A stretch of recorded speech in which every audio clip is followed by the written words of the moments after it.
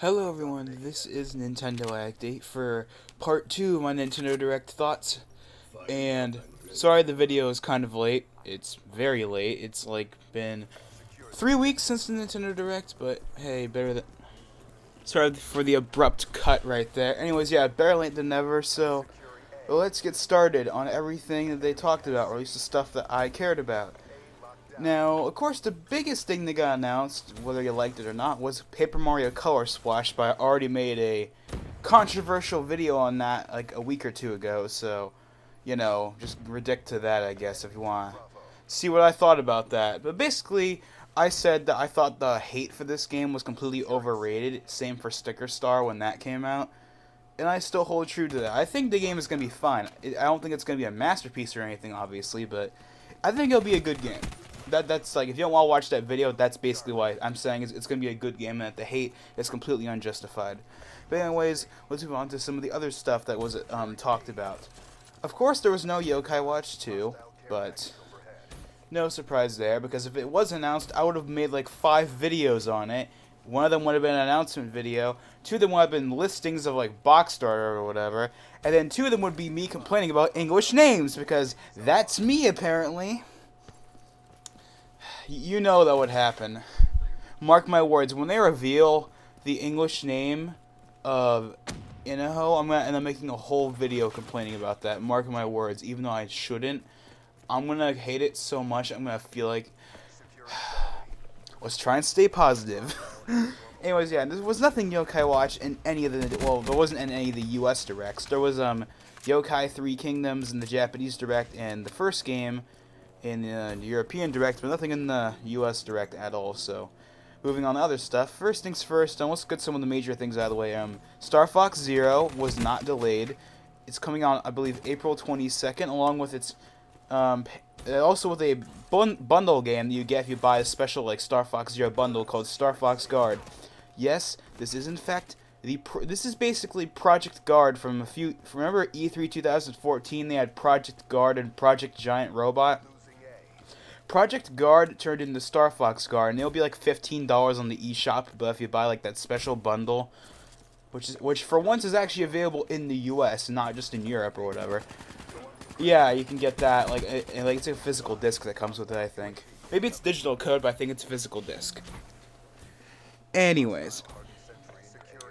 So yeah, Star Fox Zero is coming out April 22nd. Still no online multiplayer reveal, although apparently there was a leak recently that they are going to be doing a Star Fox Direct very soon, so if that gets announced in the next few weeks, I wouldn't be surprised.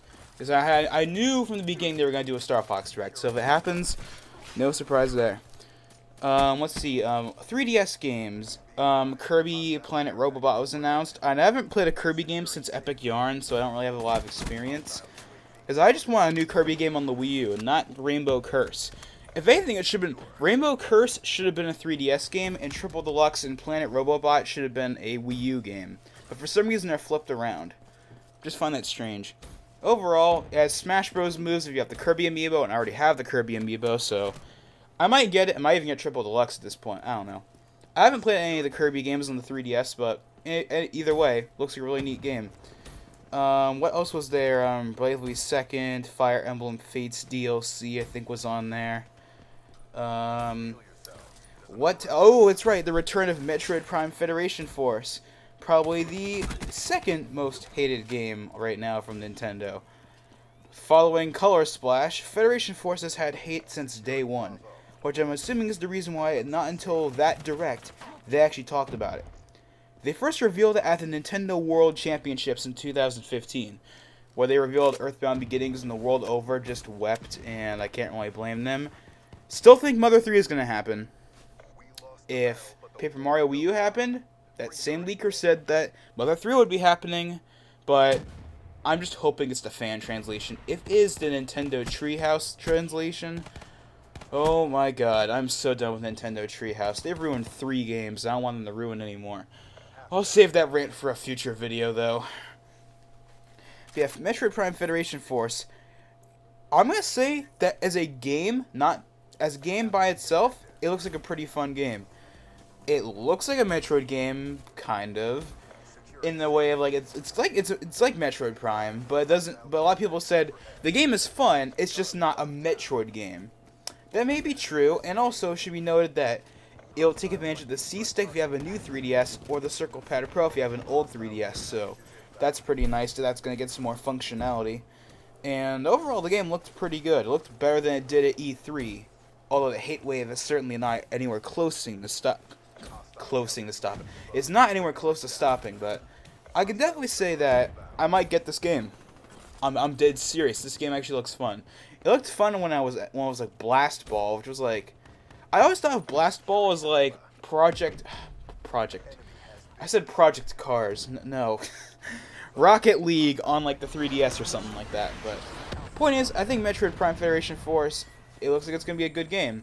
It may not. It shouldn't have the Metroid name on it, but as a game by itself, not counting any other franchise, it looks like a fun game. I think it'll be a good game. What else was there for the 3DS? Because I'm sure there was plenty I just didn't notice. There was probably, I think there was some third-party games on there I didn't remember. I know, obviously, I listed Bravely Second was one of them. Dragon Quest. Oh yeah, they got like, I think there was like a release date for Dragon Quest 7. Yeah, Dragon Quest 7. 3DS got a release date, I believe. Okay, what else was there? I don't know. Let's move on to some of the Wii U stuff. Shin Megami Tensei Cross Fire Emblem got a US release date. I believe it's like June 23rd, 2016. Which won't even matter at that point because, once again, by that time, E3 will have passed. And what's going to be happening at E3? The NX. So no one's going to care about Shin Megami Tensei Cross Fire Emblem at that point anyway. Oh, by the way, its new name, I believe, is Tokyo Mirage Sessions, which people saw as like a clever anagram of Shin Megami Tensei, because Shin Megami Tensei is SMT, and Tokyo Mirage... What did I say it was? Tokyo Mirage something. Hashtag FE. They're still keeping that in the English title. Yeah, Tokyo Mirage Sessions, hashtag FE. That's the English title, which is really weird. But yeah, that's the name of Shin Megami Tensei Cross Fire Emblem in the West. It's coming out June 23rd, 2016, I believe.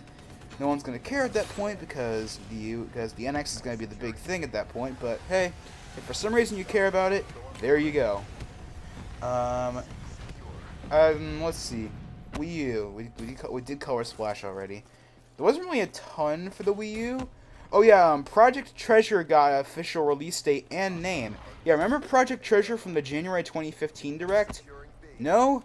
Well, that game is coming back, and it looks interesting, although I heard it has a ton of frame drops, but I don't know. It's going to be a free-to-play game, and I believe the beta starts in April, so yay.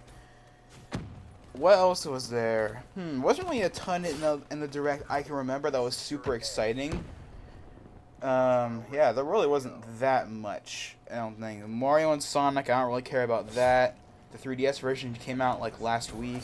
The Wii U isn't coming out till June, but once again, no one's gonna care because the NX is gonna be the big thing. What else is there that was really worth anything? Oh yeah, in the Japanese Direct specifically, they had a bunch of cool new 3DS XLs. There was this Super Famicom one that looked awesome.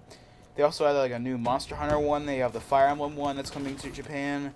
There was one more. I don't remember which one it was though. Overall, Japan's got a lot of cool colors. And I was debating if I should wait to get. I was debating if I should have waited to get my Japanese 3DS because I really wanted that Super Famicom one. But I didn't. But PlayAsia didn't have a listing or a pre-order list for it, so I just said, screw it, and I got the white one I have right now, which I'm still very happy with. So I'm not regretting at all to wait. So that's all the main stuff I can remember. Not really a ton of stuff to really say specifically. Just yeah, there really wasn't a ton of stuff that I was really excited for, except for Paper Mario, and that's really about it. They didn't have, in fact, the Pokemon Direct was more exciting to me than this one. That's probably because they didn't announce Yokai Watch 2. Like I was 100% expecting them to announce Yokai Watch 2 in that US Direct, but it didn't happen, and there wasn't really that much else except for Paper Mario, which would have been the highlight, but then we saw the world map, and we saw the battle system. And I still think the game is gonna be good, but it's not the Paper Mario game we all wanted. So no Yokai Watch 2, no real Paper Mario game. Oh well. And that's why the Pokemon Direct was more exciting, because the problem with the Pokemon Direct was we knew about everything in that Direct one day early, because yay for leakers! And they ruined the entire thing. I was like, oh, they're going to show gameplay. They didn't show gameplay at all, which I'm really mad about. But we're going to get screenshots in Koro next month, so they're probably going to show gameplay in that, along with like the new legendaries and the box art and all that stuff. And if it really takes place in Singapore... Yeah, like, Singapore? I just find that really random of a place. It's like, there's Japan, there's the US, there's France, and then Singapore. Not China or something, not, I don't know, Greece? I don't know, it's just weird. I just find that strange. Singapore, it's a really random place to set a Pokemon game, but I guess we're going to find out soon, the next few months, what region it's going to take place in, and what it's going to be based off of. It's not going to be in Japan, like Johto, Hoenn, Sinnoh, and Kanto were in Japan. Unova was in New York, which is in the US. Kalos was in Paris, which was in France. And this new game is supposedly in Singapore, which is just Singapore. That's all there is. There's no cities, it's just Singapore. I doubt that's what's actually going to be taking place in, but I guess we will find out. And that was another small disappointment. There was no Sun and Moon footage, but I wasn't really expecting any, because my logic was, if they were going to show footage in that Direct, why didn't they just do that 6 days before in the Pokemon Direct? Seriously. They had the Pokemon Direct, and then like 6 days later they had this big Nintendo Direct. So if they showed footage in that Direct, then what was the point of having the Pokemon Direct? To get people hyped up and to feed the Gen 1ers that think the Gen 1 is so freaking perfect? Yeah. I don't really understand that logic. But of course, there was no Sun and Moon footage. I wasn't expecting any, but I was thinking if they did show it, then that Pokemon Direct was a complete waste of time. Anyways, I'm sure we'll get like another Pokemon Direct in the future, or in the next Nintendo Direct, or just they're probably just gonna wait until Koro to show footage of it. Honestly, this Koro is like the main destination for all Pokemon news at this point. So yeah, what else was there on the Nintendo Direct? Azure Strike the Gunvolt. Then the Super Nintendo games coming to the new 3DS only for some reason. I don't understand that logic.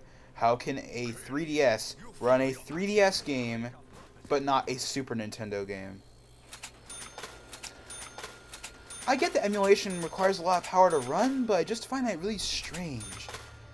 Even if, okay, what if they made it so like it couldn't do the perfect pixel mode, but it could still play the game, but I just have it stretched out? That would still be better than nothing.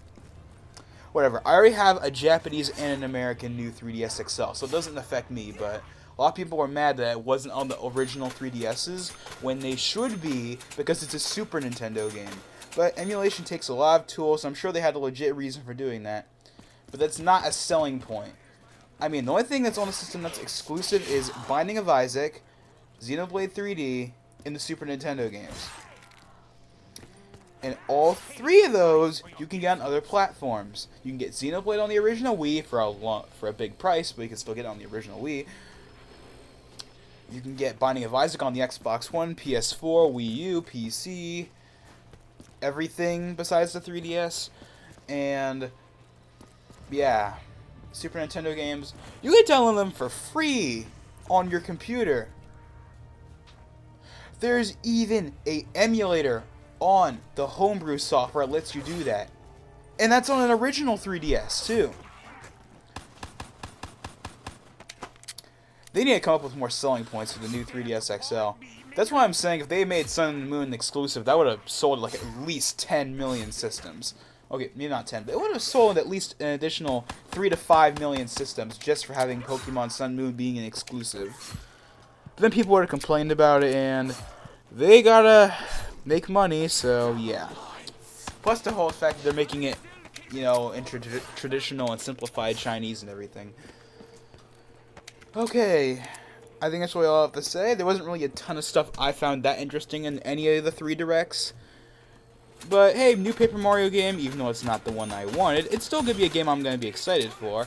Probably not a day one buy, because, once again, it's going to be coming out at the very earliest summer. But that's not going to matter, because once again, the NX is going to be like the big thing after E3. That's all anyone's ever going to care about. Everyone's going to forget about the 3DS, everyone's going to forget about the Wii U, NX, NX, NX, NX, NX. The only thing on any of those 2 platforms people are going to care about is Sun and Moon, and that's literally it. Who knows? Maybe they're hiding a secret NX version, like I was thinking they should do. But hey, guess we'll just have to wait and find out. So yeah, not really much of a big discussion on the Nintendo Direct specifically, but there wasn't really a ton of stuff that I was really excited about, except for Paper Mario, and that was literally it. Because there was no Yokai Watch 2. Nothing like that. No regular new 3DS bundles. Nothing, really. Overall, wasn't a bad direct, but should have had Yokai Watch 2, and it should have had something else. I don't know. Whatever. Anyways, that's all I really have to say for now. I just noticed I keep stuttering a lot for some reason, probably because I'm talking so fast. And yeah, I got a few more videos planned. I still have to do the Sun and Moon discussion with my friend when they finally show gameplay. I also have to do a top 5 things I want in Sun and Moon video. Maybe even a why Sun and Moon is not a new 3DS exclusive, and not for the reason you think it is. I don't know. I'm not guaranteeing any of those videos will happen, but they are all Sun and Moon videos I'd like to do if my computer will stop being so slow and I can actually work on them without me getting really lazy. And with that being said, this is Nintendo Act 8, signing out.